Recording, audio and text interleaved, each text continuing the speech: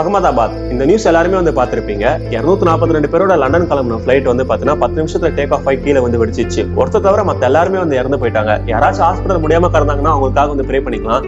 இப்ப யாருக்காக ப்ரே பண்றதே தெரியல. நாம ஒரு தெரியுற தீக்குச்சில தெரியாதனமா வந்து பாத்தீங்கன்னா விரல வச்சாலே நம்மளுக்கு சுருக்கணும். பட் அத்தனை பேரும் வந்து பாத்தீங்கன்னா தீர இருந்திருக்காங்கன்னா அதை நினைச்சு கூட பார்க்க முடியல. இங்க எத்தனை பேரோட வாழ்க்கை, எத்தனை பேரோட ட்ரீம் தெரியுமா? தாத்தா பாட்டியை பார்க்க போனவங்க நிறைய பேர் இருப்பாங்க, பேர பேத்தியை பார்க்க வந்தவங்க நிறைய பேர் இருப்பாங்க, ஒர்க்குக்காக வந்து போனவங்க நிறைய பேர் இருப்பாங்க, புதுசா லைஃப் ஸ்டார்ட் பண்ணலாம்னு இருந்தவங்களும் நிறைய பேர் இருக்காங்க. அத்தனை பேரோட லைஃப்பை வந்து பாத்தீங்கன்னா ஒரே செகண்ட்ல செதஞ்சிச்சு. இங்க வலி அம்சம் சொந்தக்காரங்க வீட்டு கூட போய் சேர்ந்திருக்க மாட்டாங்க.